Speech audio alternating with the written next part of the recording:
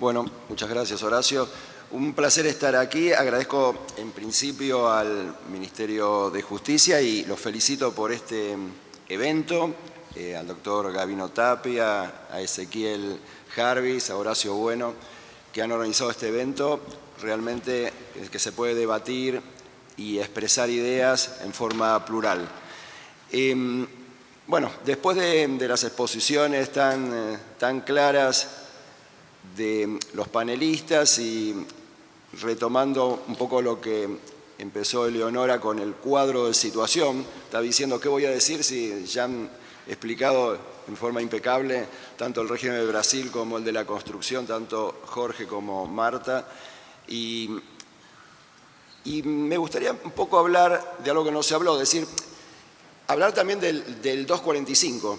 Es decir, porque es la comparación necesaria seguramente para que pase el filtro de la constitucionalidad. Y esto, ¿por qué lo digo? Porque desde la asepsia jurídica, voy a tratar de ser prolijo con lo que diga, para evitar fragilidades, como dijo esa palabra tan... desde la asepsia jurídica también tiene que adaptarse a la realidad. Y a veces se pone como una lupa en las normas, y lo que hay que aclarar es que esta norma sencillamente no cambia el régimen de indemnización en la Argentina, para nada, sigue vigente. Lo que está haciendo es dando una posibilidad, una opción, una facultad a través de la disponibilidad colectiva para que en determinados sectores, a través de un convenio colectivo de trabajo firmado por el sindicato con personalidad gremial y la Cámara Empresaria homologado por el Ministerio de Trabajo, se adopte para ese sector y en forma limitada este fondo es ese que todavía no sabemos cómo se va a reglamentar. Y eso porque esto va a ser comparativo, como decía Eleonora, con el 14 bis que dice protección contra el despido arbitrario. Entonces lo primero que habría que preguntarse es si per se esto es constitucional o no.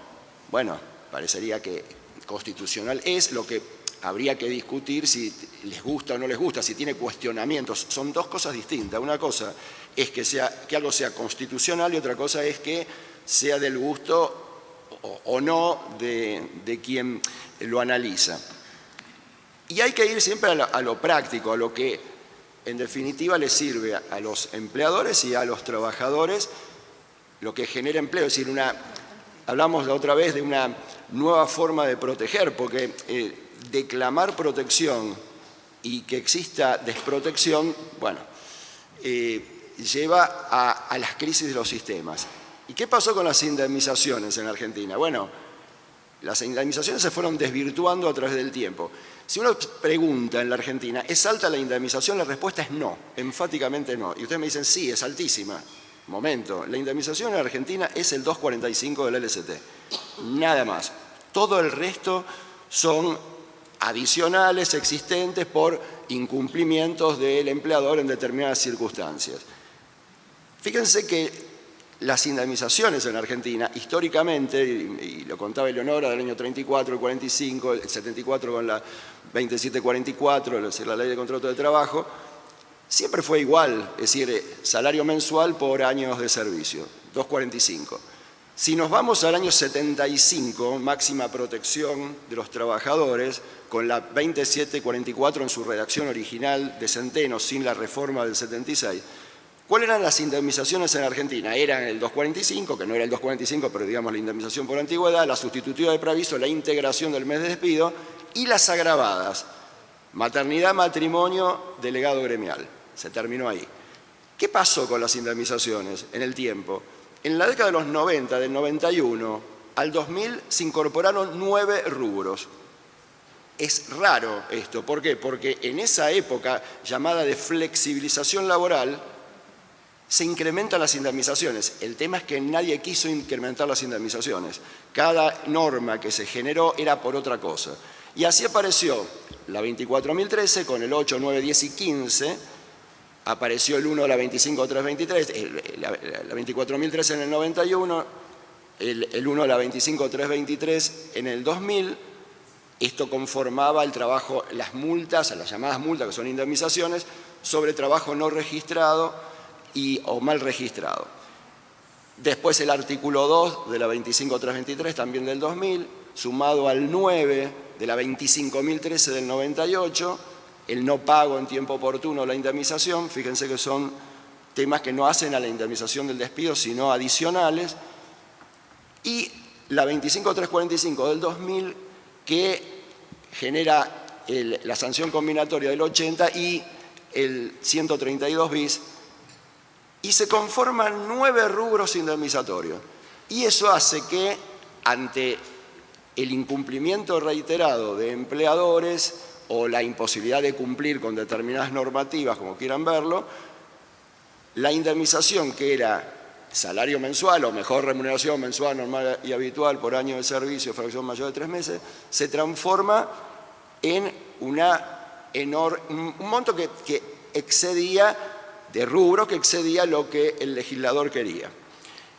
Ahora bien, ninguno de esos rubros fueron hechos para incrementar las indemnizaciones del despido, sino que responden a incumplimientos adicionales de los empleadores. ¿Por qué digo todo esto? Porque la ley Bases deroga estos 9 rubros. Entonces, hoy deroga los 9 rubros y la derogación es a partir del 9 de julio, que es vigente, y ya también se plantea si es retroactivo. Obviamente no es retroactivo y no se puede aplicar a relaciones consolidadas, obviamente, con lo cual el corte es esa extinción del contrato el 9 de julio hasta el 9 de julio, y luego, bueno, habrá una transición en determinadas cuestiones, si hay una intimación hecha por el artículo 11 en ese periodo. Bueno, pero, ¿qué quiere decir? Que todas las extinciones producidas, o la mayoría de las extinciones producidas desde el 9 de julio en adelante, vuelven a la indemnización tradicional histórica, con el agregado del 245 bis, que sería el único rubro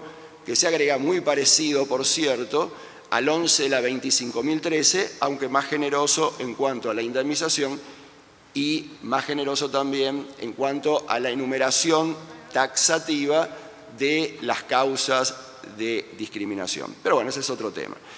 Lo cierto es que en la comparación lo que hay que hacer es pensar entre ese 245, que es un artículo, fíjense, que es muy bueno, es decir, desde el punto de vista de la construcción es muy bueno. ¿Por qué? Porque nunca la aplicación del 245 puede llevar a un resultado que no sea justo y proporcionado al tiempo de trabajo y a la remuneración de ese trabajador. ¿Y por qué digo esto? Porque cuando habla del módulo remuneración, está diciendo mejor remuneración mensual normal habitual. Es decir, no dice la mejor, y lo voy a explicar, todos lo sabemos esto, pero no dice la mejor del año, dice la mejor remuneración, deja lo no remunerativo afuera, dice la mejor remuneración mensual normal habitual. Entonces todo lo que no es habitual queda fuera, tiene que ser habitual, entonces se elige la mejor entre las habituales, pero tiene que ser normal. Si hay una circunstancia normal, entonces también queda fuera el monto ese y se toma la mejor de las normales en tanto sea habitual. ¿Qué quiero decir con esto?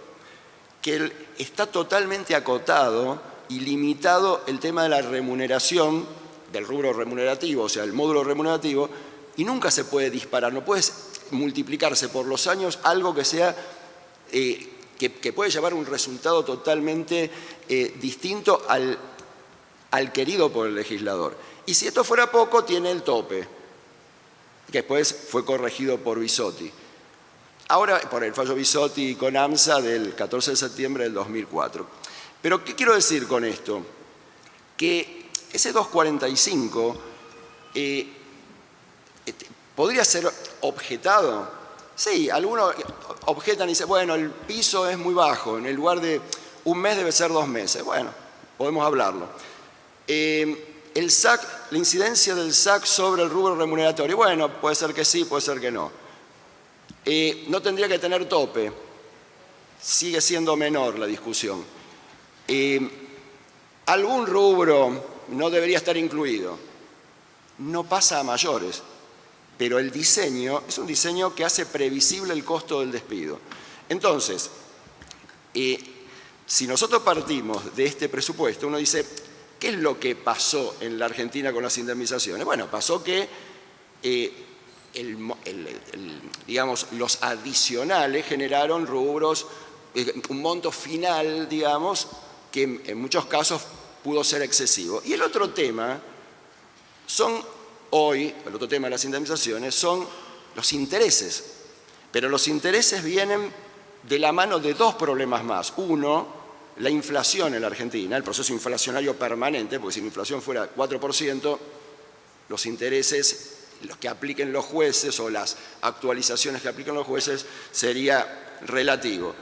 Pero no, la inflación terminó siendo la interanual 200 y pico %. Entonces las tasas de interés o las actualizaciones cambian totalmente el monto final. Y como decía Ortega y Gasset, hay que ir a las efectividades conducentes. Al trabajador le importa realmente lo que cobra y al empleador le importa realmente lo que paga.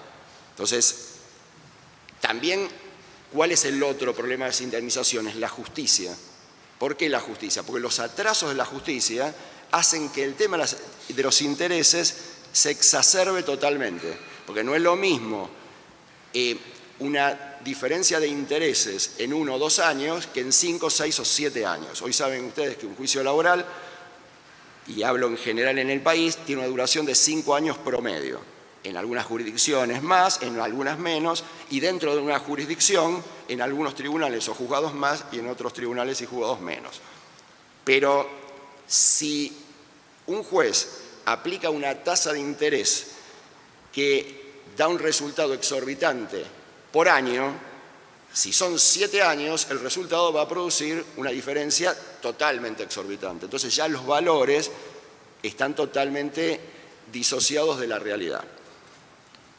Durante mucho tiempo, en provincia de Buenos Aires, se aplicó una tasa por debajo de la inflación y nosotros en Capital aplicamos una tasa por encima de la inflación. La pregunta es, ¿qué es lo justo acá?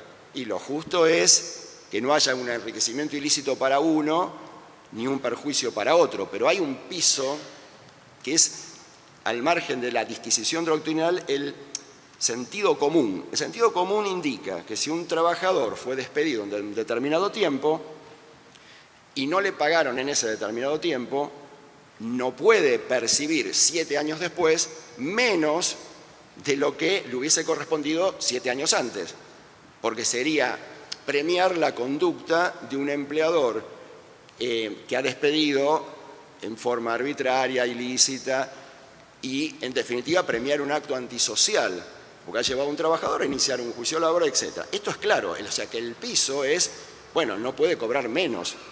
Ahora, tampoco el trabajador puede cobrar muchísimo más y no tener nada que ver con lo que cobraría un trabajador de la misma categoría y en el mismo puesto hoy, y de pronto que uno dice, bueno, si se hubiese despedido hoy, tendría que cobrar 10 y está cobrando 100. O sea, debería cobrar 10 más los intereses, por supuesto, una diferencia a favor. Cuando en su momento la Cámara Laboral, y antes de la convertibilidad, la Cámara Laboral hablaba de índice de precio consumidor más 15% anual, entonces acompañaba la inflación. Evidentemente, cuando se aplican tasas, los jueces, y esto, ¿por qué lo hablo en este ámbito? Porque si hablamos de fondo de cese, si hablamos de extinción del contrato y hablamos de indemnización, es lo que se va a terminar comparando. Los jueces tienen que hacer las cuentas, o sea, no puedo aplicar desde la asepsia una tasa de interés que me parece correcta por el Código Civil y Comercial y hacer toda una construcción como si fuera una tesis de maestría o de doctorado y luego no ir a la realidad y decir, a ver, este señor cuánto va a cobrar y esta empresa cuánto va a pagar. Y esto surge de fallos de la Corte, como dice que el juez no puede desentenderse del resultado de sus sentencias o el juez no puede renunciar conscientemente al deber moral de administrar justicia. Entonces tiene que estar viendo lo que está haciendo. Entonces, sintetizando esto para cumplir con el horario y un poco acompañando el marco que había planteado Eleonora, yo creo que a la hora de analizar el fondo de cese con la comparación con este 245, hay que pensar en en cada actividad, porque esto es para cada actividad, para cada sector, que seguramente serán sectores con alta rotación de mano de obra, seguramente, o sea, de alta rotación de lo que es las extinciones del contrato, ¿y qué le pasaría a ese mismo trabajador qué expectativa tiene de cobrar? Y bueno, la expectativa es cobrar hoy el 2.45 más la sustitutividad de preaviso más la integración contra el sistema que se plantee. Y creo que ahí, para que pase el filtro de la constitucionalidad, siempre tenemos que pensar que tiene que existir la protección contra el despido arbitrario. Y allí uno dice, bueno, si entonces que no se podría poner nunca un monto menor al 2.45, yo diría tal vez que habría que recurrir a esa frase que dice, tiene que darle prestaciones relativamente equivalentes entre una y otra, es decir, que permita que se cumpla el mandato constitucional del 14 bis. Muchas gracias.